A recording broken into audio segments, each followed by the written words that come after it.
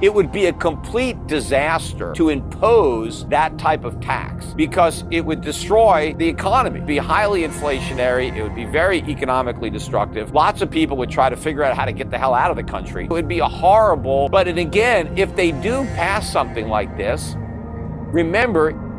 Peter Schiff sounds the alarm. A new tax could devastate the U.S. economy, forcing people to sell off their assets and crippling capital. And with the housing crisis and rising costs only getting worse, we're on a dangerous path. Want to know how we're destroying America? Stick around as Peter breaks down the shocking consequences no one's talking about. Well, first of all, just giving people money to buy houses, again, apart from being unconstitutional, which it is, it's just going to increase housing demand. People are going to take that money and use it to bid up houses, and so prices are going to go up. And so if the problem is that housing prices are too high, giving people money to buy houses is just going to make those prices even higher. So it is a foolish, misguided policy that is going to worsen the very problem that they're trying to solve. I mean, the real solution is to get the government out of the housing market completely. They've been very involved in it for a long time. It really started under FDR, but all these programs to make homes more affordable have backfired and made them a lot more expensive, which is exactly what the government does. So that is the worst possible policy, other than maybe this tax on unrealized gains, which, number one, again, would also be unconstitutional because they want to try to tax unrealized gains as if they are income. But they are not income. They are unrealized gains. That is not income. Income is a realized gain. You have to sell something and receive more than you paid for it to have income that is subject to tax under the 16th Amendment. See, the reason we have a 16th Amendment is because the Constitution basically prohibited an income tax, a direct tax, unless it was apportioned.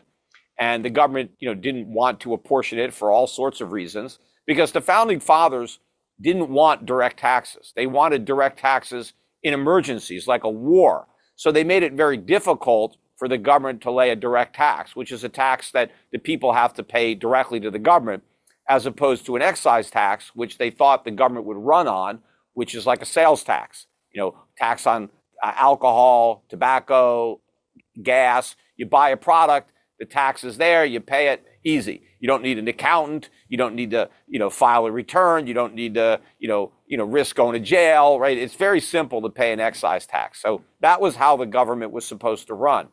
Well, when they initially wanted to impose the income tax, the politicians said, look, we'll tax the rich and the middle class won't have to pay taxes anymore. We'll get rid of the tariffs that you guys have been paying, and we're going to tax the Carnegies and the Vanderbilts and the Rockefellers, this income tax. And so that's how we got it, because the public voted for a tax they didn't believe they would ever have to pay. But of course, now the middle class pays taxes that nobody would have imagined Carnegie and Rockefeller and Vanderbilt would have paid. The initial tax was, I think, capped at 4% on the billionaires, right? It was a tiny little tax. But the 16th Amendment is what authorized it, but it has to be on income. So the only direct tax that can be constitutionally levied without apportionment is an income tax. So now, if the government says, we're going to try to tax the unrealized gains that you have on an asset that you own, that is not an income tax. That is a property tax. They're taxing your stocks, they're taxing real estate, they're taxing the asset that has appreciated. So that is completely unconstitutional. But now, let's assume that they do it anyway, right? And the Supreme Court, for whatever reason, doesn't strike it down. It would be a complete disaster to impose that type of tax because it would destroy the economy. Because anybody that owns these appreciated assets would be forced to sell the assets to pay the tax. And you would destroy the accumulated capital of the country. I mean, the key to capitalism is capital. You want to allow capital to accumulate because that's, what drives the economy. That's what helps produce all the goods and services, is the fact that we have capital. But if we have to destroy the capital so that we can pay a tax to the government, we're just, turning all that capital into consumption. So it would be highly inflationary. It would be very economically destructive. Lots of people would try to figure out how to get the hell out of the country. Nobody would want to start a business here anymore. Nobody would want to own assets here anymore. I mean, it would be a horrible tax economically. Even, apart from the fact that it's illegal to actually do it. But and again, if they do pass something like this, remember, it's the camel's nose under the tent. That's always how a new tax is sold. It's sold to the voter with a promise that you won't have to pay it. Here is a new tax that some rich guy is going to pay, and it's not going to cost you anything.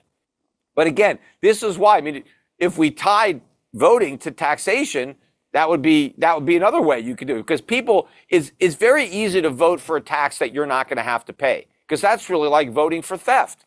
A politician says, yeah, vote for me and I'm going to steal money from this rich guy and give it to you.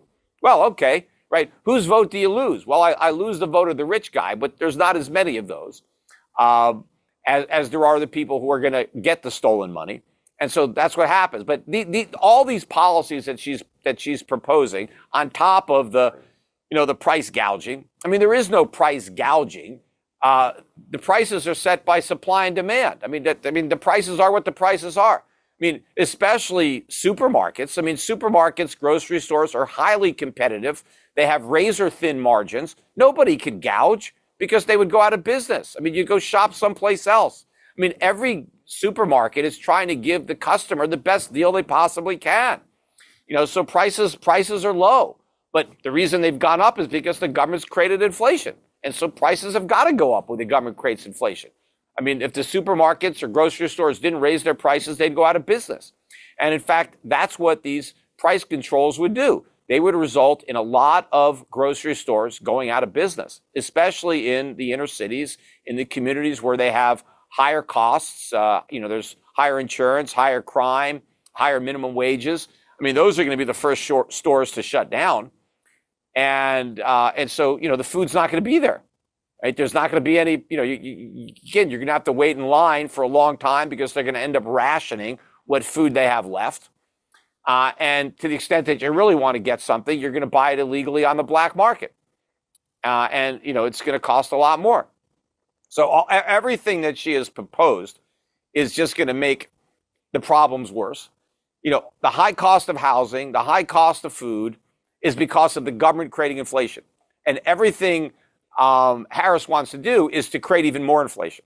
And in fact, that was the biggest irony, was the Inflation Reduction Act was an act to increase inflation. There's no truth in legislating, right? If there was, they'd all be in jail for the Inflation Reduction Act because it's false advertising. It's lying. The Inflation Reduction Act increased inflation because they expanded the money supply. They voted for the government to spend more money that the Fed was going to have to print, right? So that was the Inflation Creation Act. In fact, it was really the Green New Deal relabeled so the public would accept it. And now they want to claim credit. Hey, we passed the Inflation Reduction Act. Yeah, that was just the title, right? In fact, if you want to know what a government bill is going to do, just read the title and then it's the opposite. Like if they pass tax simplification, it's going to make taxes a lot more complicated.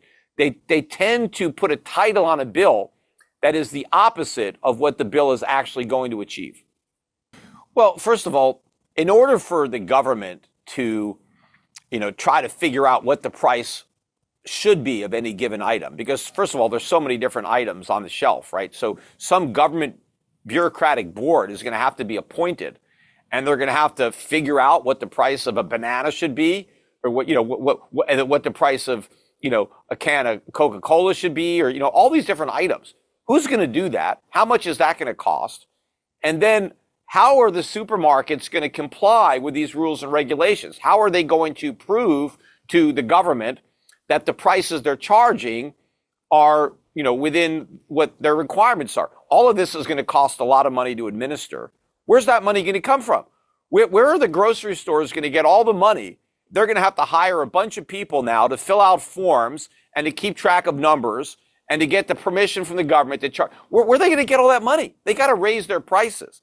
So anything that the government does that imposes more regulation on a business is going to result in higher prices for whatever business is being regulated. But also, they don't need to do that. They can't do that. We already have something called supply and demand, and we have competition. Those things together set prices, and it prevents somebody from ripping off the customer. Because while I don't think everybody is smart enough to vote, I do think everybody is smart enough to shop. You see, the people who want everybody to vote think the people are a bunch of idiots and the government has to protect them from everything. I think they're smart enough not to shop at a grocery store that's overcharging, right? So, the future of the economy is on the line, and Peter's warning couldn't be more urgent. If you want to stay ahead of these critical changes, don't forget to like, subscribe, and hit the bell to catch all the latest updates.